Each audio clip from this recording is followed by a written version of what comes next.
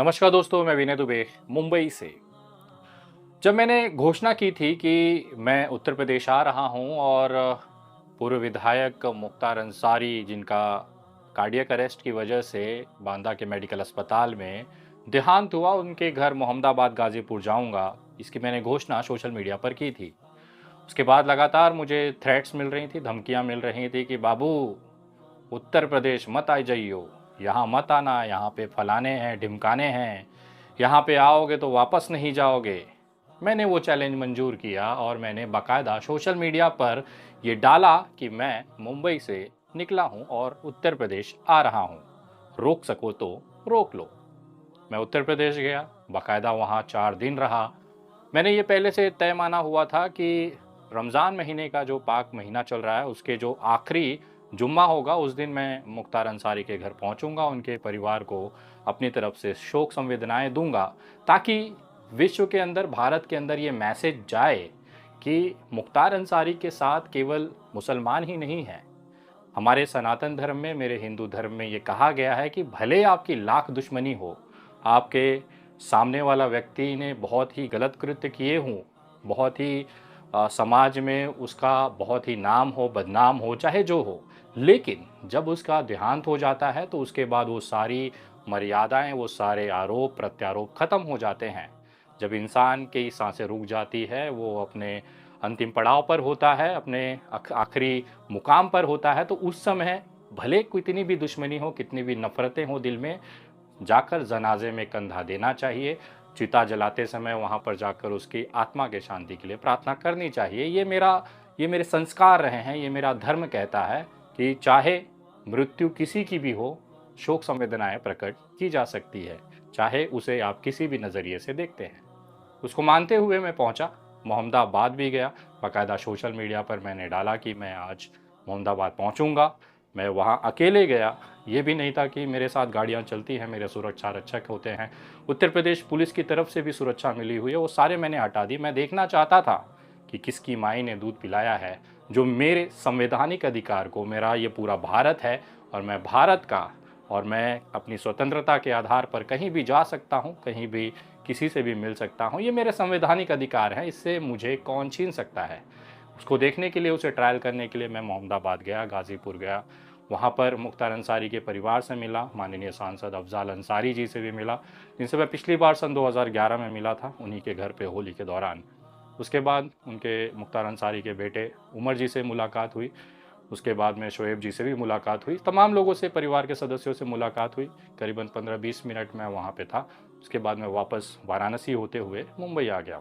खैर, ये तो रही मुख्तार अंसारी की बात। रही बात, अब आते हैं मेन मुद्दे पर। आपने थंबनेल देखा होगा जिसमें मैंने फ़लस्तीन का जिक्र किया है। बहुत सारे लोगों को ये पता ही नहीं है कि आखिर फ़लस्तीन को मदद कैसे की जाती है।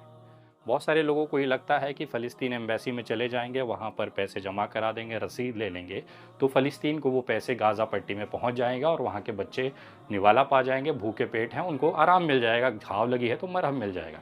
बहुत बड़ी गलतफहमी में आप जी रहे हैं। मैं लगातार 1 महीने से इस प्रोजेक्ट पे काम कर रहा हूँ। मैं फ़िलिस्तीन के एम्बेसी दिल्ली में भी गया, वहाँ पे एक अधिकारी से मैंने बात की। मैंने उनसे पूछा कि आखिर ये जो पैसे आप जमा करा रहे हैं उसको आप गाज़ा पट्टी तक कैसे पहुँचाएंगे।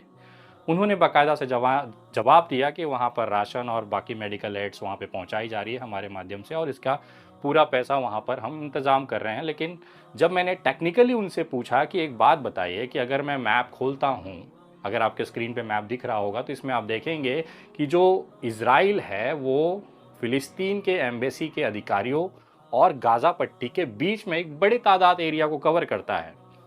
मैं बताना चाहता हूं, इनका जो हेडक्वार्टर है फ़लस्तीन एम्बेसी का, वो रामल्ला में है। रामल्ला ही उनका कार्यालय का ऑपरेशनल ऑफिस है, जहां से वो पूरे फ़लस्तीन इलाके में ऑपरेशनली चलाते हैं। पिछले 20 सालों से फ़लस्तीन एम्बेसी पर अमेरिका और इजराइल सरकार का, खासतौर पे इजराइल मिलिट्री का कब्जा है। मुझे आशंका ये भी है कि फ़लस्तीन एम्बेसी के पास जो पैसे जा रहे हैं वो दरअसल वो सीधा सीधा इजराइल के पास जा रहे हैं। क्योंकि जब मैंने गाज़ा पट्टी का नाम लिया कि वहाँ पर एक्चुअल ज़रूरत है, वहाँ के बच्चों को ज़रूरत है, वहाँ की महिलाओं को ज़रूरत है, ये जो तमाम जो लोग ज़कात दे रहे हैं, सदका दे रहे हैं, अपनी तरफ से एक पैसा दे रहे हैं वहाँ के लोगों के लिए, दरअसल वो पैसा वहाँ तक पहुँच ही नहीं रहा है। उदाहरण के साथ अगर मैं समझाऊँ तो ये मैप आप देखिए, इसमें जो वेस्ट बैंक है उसके नीचे रमल्ला आता है। रमल्ला जो है वो फ़लस्तीन एम्बेसी का ऑफ़िस है, कार्यालय है, जहाँ से फ़लस्तीन एम्बेसी वर्क करती है। लेकिन ये जो पूरा वेस्ट बैंक है उसके बीच में इज़राइल की पूरी सेनाएँ हैं, ये पूरा जो इलाका है वो इज़राइल के कब्ज़े में है। अगर ऐसा होता तो फ़लस्तीन एम्बेसी में जो भी आप पैसा दे चुके हैं वो पैसा अब तक गाज़ा पट्टी पहुंच चुका होता, लेकिन मैं टेक्निकली ये समझ रहा हूँ, ग्राउंड लेवल पर भी मैंने बहुत सारे वहाँ के लोकल पत्रकारों से बात की है। उनका ये कहना है कि जो रमल्ला में फ़लस्तीन का एम्बेसी है, चाहे वो इज़राइल के कंट्रोल में है, वेस्ट बैंक उनके कंट्रोल में है, इज़राइल के जो बीच का बड़ा भाग जो उनके कंट्रोल में है, वहाँ से ये लगभग इम्पॉसिबल है कि कोई फ़लस्तीनी एम्बेसी से या उसकी तरफ से किसी तरह की मदद वेस्ट बैंक से होते हुए इज़राइल को क्रॉस करते हुए गाज़ा पट्टी तक पहुँचे। क्योंकि गाज़ा पट्टी का जो भौगोलिक अगर आप संरचना देखेंगे तो उसका एक तरफ सागर है, समुंदर है, उसके दो तरफ इजरायली सेना ने उसे घेरा हुआ है और चौथी तरफ एक छोटा सा पार्ट जो है वो इजराइल की तरफ से है। लेकिन इजराइल का जो बॉर्डर है और गाज़ा का जो बॉर्डर है वहाँ पर भी बहुत तगड़े तरीके से इजराइल ने सेना को रखा हुआ है ताकि किसी भी तरीके की मदद इजराइल से तरफ उस तरफ से गाज़ा पट्टी तक ना पहुँचे। बहुत सारे लोगों ने ये लगा कि चलो हम इज़राइल चले जाएंगे, वहाँ से गाज़ा पट्टी का जो बॉर्डर है, सिक्योरिटी चेक है, वहाँ पर परमिशन लेके अंदर जाके सेवाएं देंगे। बहुत सारी एनजीओ करती भी हैं, लेकिन हुआ क्या? 2 दिन पहले अभी खबर आई थी कि एक एनजीओ है जिसका नाम है वर्ल्ड सेंट्रल किचन, उसके एक गाड़ी भरकर सामान और मेडिकल एड लेकर, राशन लेकर वो लोग with permission security check cross करते हुए गाज़ा पट्टी में दाखिल हुए। हुआ ये कि रॉकेट लॉन्चर से उनकी गाड़ियों को उड़ा दिया गया। जो एनजीओ पूरी परमिशन लेकर मदद करने के नाम पर गाज़ा पट्टी के लोगों तक पहुंचा, 7 लोगों की उसमें मौत हुई है। ये फोटोज़ अगर आप देखेंगे तो ये वही गाड़ी है जिसमें वो सामान, एड और मेडिकल सुविधाएं लेकर वो रेफ्यूजी कैंप्स तक जा रहे थे जहां पर गाज़ा के फ़िलिस्तीन लोगों को रखा गया है। लेकिन इजराइल सेना ने उसमें भी ह्यूमैनिटी को, मानवता को तार-तार करते हुए इस मदद कर रहे एनजीओ के लोगों को भी नहीं छोड़ा, उनको बम से उड़ाकर ख़त्म कर दिया। सोचिए ये हालात हैं, जो परमिशन लेके जा रहा है उसको भी वहाँ पर मौत दी जा रही है, मारा जा रहा है। तो ये दावे जो पूरे भारत में किए जा रहे हैं कि हम आपका दिया हुआ पैसा, आपका दिया हुआ ज़कात हम इज़राइल के जो तानाशाही फ़लस्तीनी इलाका है वहाँ पर गाज़ा पट्टी में ले जाकर मजलूमों को, बच्चों को देंगे, औरतों को देंगे, बुज़ुर्गों को देंगे, दरअसल ये आज के समय में पॉसिबल नहीं है। फिर आप पूछेंगे तो विनय भाई आप क्यों ले रहे हैं फ़लस्तीन के नाम पे मदद? दरअसल देखिए, वर्ल्ड के अंदर, पूरे भारत के अंदर एक सारे देशों के बीच में एक समझौता हुआ है। इन पूरे देशों ने अपनी खुद की एक एनजीओ या एक संस्था बनाई है जिसको यूनाइटेड नेशंस कहते हैं। इसमें ये एक ऐसी संस्था है जिसके अंदर पूरे विश्व के अंदर जितने देश हैं उनको उसके छतरी के नीचे होते हैं, उनके शरण में होते हैं।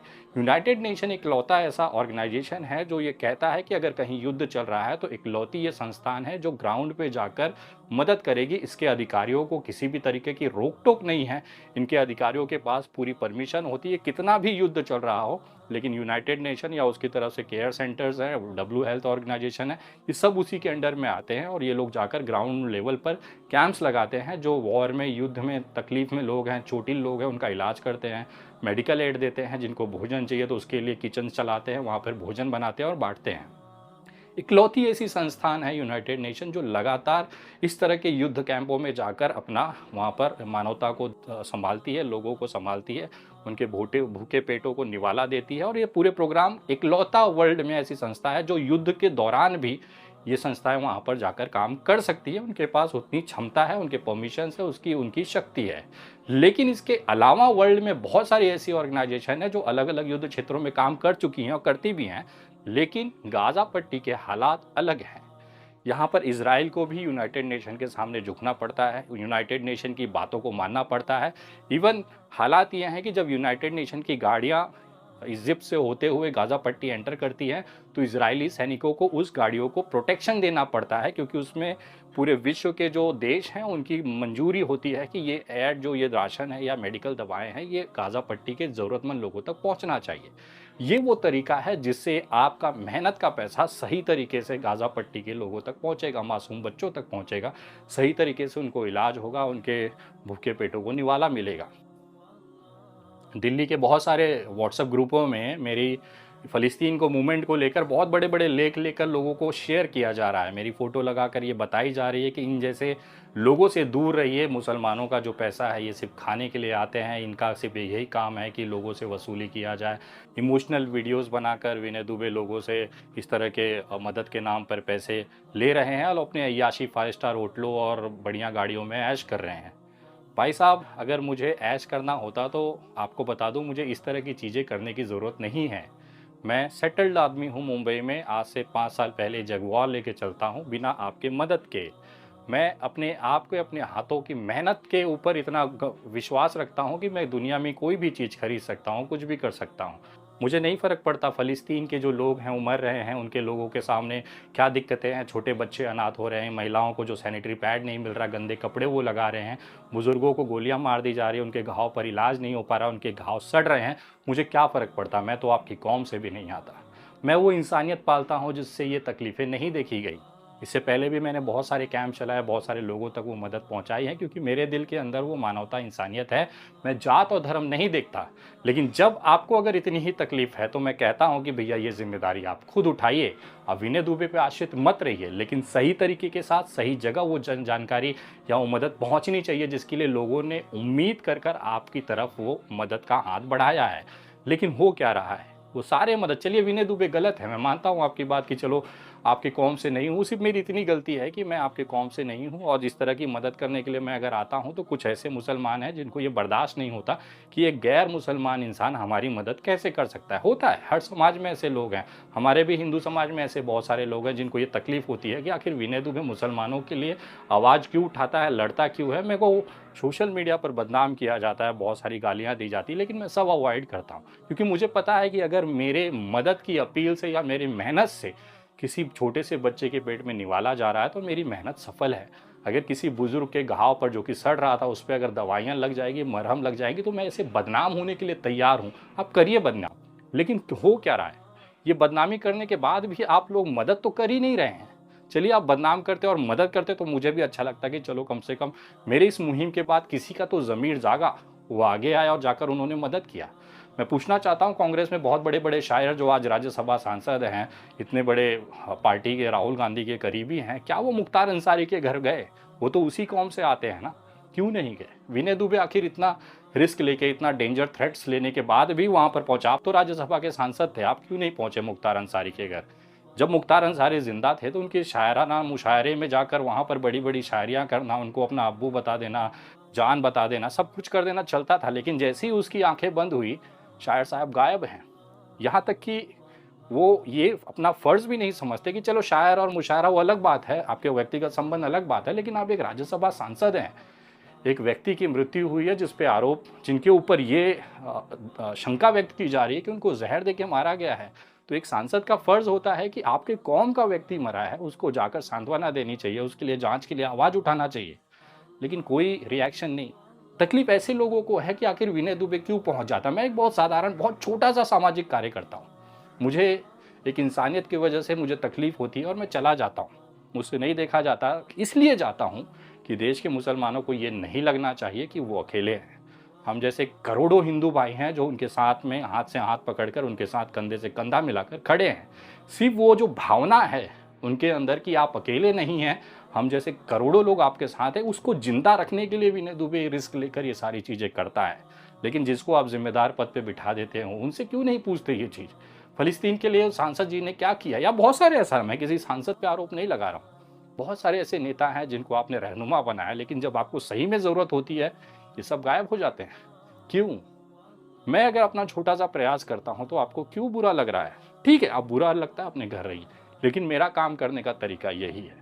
फ़लस्तीन एम्बेसी में आपने अभी तक जितने भी पैसे दिए हैं, जिन्होंने भी बहुत प्राउडली जाकर वहाँ पे पैसे दिए, रसीद बनवाई, 20 लाख, 50 लाख, 1 करोड़, 2 लाख, 10 लाख, 50,000, 500 रुपये, 10 रुपये भी अगर आपने फ़लस्तीन एम्बेसी में जाके दिए हैं, तो मानिए आपने कहीं न कहीं इज़राइल को हथियार खरीदने के लिए, वहाँ के जो स्टाफ हैं उसको सैलरी देने के लिए अपनी तरफ से पैसे दिए। वो पैसे आज नहीं तो कल बंदूक की गोली बनकर, मिसाइल बनकर उसी आपके लोगों पर बरसेंगे जिसके अच्छे के लिए आपने ये कार्य किया। थोड़ा तो टेक्निकली सोचा करिए, खोजा करिए कि जिसको आप पैसे दे रहे हो उससे पूछिए कि आखिर आप ये कैसे करोगे? गाज़ा पट्टी में बच्चों तक निवाला कैसे पहुँचेगा? क्या वो जो कह रहा है वो टेक्निकली पॉसिबल है कि अपनी ज़िम्मेदारी हो गई कि भाई हमने पैसा जमा किया, ले जाके फ़लस्तीन एम्बेसी को दे दिया। वो पैसा वहाँ जाने के बाद कहाँ यूज़ होगा? क्या उसकी कोई वीडियो या उसकी सत्यता जाँचने का कोई तरीका नहीं? यार उनके लोगों से पूछिए, वो खुद कहते हैं कि भाई हमारा काम सिर्फ़ यहाँ जमा करना है और वहाँ पर राफ़ल्ला में जाके इज़राइल के पास जो वेस्ट बैंक है वहाँ पे कार्यालय में पहुँचा देना है। उस कार्यालय में पहुँचने के बाद आपको लगता है कि इज़राइल सेना बंदूक लेके खड़ी है कार्यालय के बाहर और कार्यालय के किसी कर्मचारी की हिम्मत होगी कि वो पैसा उठा के गाज़ा तक जाए, इतनी दूर पूरे गाज़ा की मिलिट्री सेना को पार करके वो मदद करने के लिए? अरे अधिक से ज़्यादा अधिकारी जो फ़िलिस्तीन एम्बेसी में हैं वो इज़राइल के लोग हैं। कॉमन सी बात है, जिसके हाथ में बंदूक उसकी सरकार है। उसके बाद भी आप लोग ये चीज़ समझने की कोशिश नहीं कर रहे हैं, बल्कि मैं जिस तरीके से आपको पता हो सकता है मेरा भी तरीका गलत हो यूनाइटेड नेशन, लेकिन मैंने काम होते हुए देखे हैं। जब शुरुआती दौर में मैं $500 $600 रोज़ भेजता था तो उसके वीडियोज़ मेरे पास आते थे कि सर आपने जो डोनेट किया उसकी उसकी तरफ से इतना किलो राशन ये आज इस रिफ्यूज़ी कैंप नंबर 7 में गाज़ा पट्टी में लोगों को, बच्चों को बाँटी जा रही है, उसकी वीडियोज़ आती हैं। मैं संतुष्ट हूँ इस चीज़ से। बताना ये भी चाहूँगा कि फ़िलहाल यूनाइटेड नेशन में वो चीज़ें अभी वो ऑफ़िशियली तौर पे ये कहते हैं कि गाज़ा पट्टी में उनका जो रिफ्यूज़ी कैंप है वो बंद किया गया है, फ़िलहाल टेम्परेरी तौर पर, लेकिन कुछ ही दिनों में वापस से चालू होगा। कुछ टेक्निकल कारण, क्योंकि अमेरिका ने प्रेशर बनाया है इज़राइल के ऊपर कि वो थोड़ा सँभल के रहे, क्योंकि ईरान कभी भी हमला कर सकता है। इस कारण से यूनाइटेड नेशन और बाकी जो एनजीओज़ हैं उन्होंने अपने लोगों को वहाँ से निकलने के आदेश दिए हैं। इज़राइल ने भी अपने लोगों को सतर्क रहने को कहा है। इज़राइल ने भी कहा है कि हॉस्पिटल्स में सारी मेडिकल व्यवस्थाएँ दुरुस्त कीजिए, किसी भी समय हमला हो सकता है। इज़राइल ने भी ये काम थोड़े समय के लिए रोका है, लेकिन वो टेम्परेरी है। जैसे ही हालात सुधरेंगे ये फिर से अपनी तरफ से ये व्यवस्थाएँ शुरू करेंगे। मैं लगातार यूनाइटेड नेशन के लोगों के पास लगा हूँ, उनसे जुड़ा हुआ हूँ, उनसे काम कर रहा हूँ, लगातार वो चीज़ें मैं उन तक पहुँचा रहा हूँ। अगर आप भी चाहते हैं ये तरीका सही है, क्योंकि प्रैक्टिकली ये चीज़ें पॉसिबल है। आप चाहे तो यूनाइटेड नेशन की वेबसाइट पर जाके डायरेक्ट उनको डोनेशन दे सकते हैं, उनको मदद पहुँचा सकते हैं, या हो सकता है आप जाकर वहाँ पर वास्तविकता को पढ़िए, सत्यता की जाँच कीजिए, उनसे पूछिए, उनके हेल्पलाइन नंबर्स हैं कि आखिर कैसे ये जो मदद जा रही है आप ये गाज़ा पट्टी तक पहुँचाएँगे। उनके सीधा-सीधा एक ही सवाल होता है कि हमें कहीं जाने की ज़रूरत नहीं है, हमारे ऑलरेडी रिफ्यूजी कैंप्स गाज़ा पट्टी में हैं, वहाँ पर ट्रक भर-भर के हर समय राशन, मेडिकल दवाएँ और बाकी के सामान जा रहे हैं, उसी में आपका भी ये जो अनुदान है, ये मदद है, उसमें जुड़ जाती है। सीधा-सीधा कॉन्सेप्ट है, इसमें ज़्यादा कुछ करने की ज़रूरत नहीं है। लेकिन फ़लस्तीन एम्बेसी वाला जो कॉन्सेप्ट है, वो थोड़ा-सा रिस्की है, क्योंकि उसके अंदर की जो वास्तविक ग्राउंड है, वो एकदम अलग है। फ़लस्तीन एम्बेसी कहता है कि हम पहुँचा देंगे, आप हमारे पास दीजिए, लेकिन दरअसल वो पूरा का पूरा पैसा गाज़ा पट्टी पहुँच ही नहीं रहा है। पूरा छोड़ दीजिए, ₹1 भी गाज़ा पट्टी नहीं पहुँच रहा है, क्योंकि उसमें पूरा इज़राइल सैनिकों का दबाव है और ये पूरा पैसा इज़राइल को जा रहा है, ऐसा मुझे दिखाई दे रहा है प्रैक्टिकल तौर पे। बाकी हो सकता है आप ज़्यादा मुझसे जानते हो, लेकिन मैं जितना इस मुहिम में जुड़ने के बाद समझ पा रहा हूँ, मुझे यही दिखाई दे रहा है कि आप लोगों ने जितना भी पैसा फ़लस्तीन एम्बेसी में जाकर जमा किया है, दरअसल वो कहीं न कहीं गोली बनकर आप ही के लोगों के सीने में घुसने वाली है, इज़राइल के गाज़ा पट्टी में। मैं मुहिम कंटिन्यू रख रहा हूँ, मुझे पता है कि आप मुझे, जो लोग मुझे नहीं पसंद करते हैं, आप मुझे गालियाँ दे सकते हैं, लेकिन इंसानियत के तौर पर मैं खुद इस मुहिम को उस लेवल पर ले जाना चाहता हूँ जब तक फ़लस्तीन की समस्याएँ समाप्त नहीं हो जाती।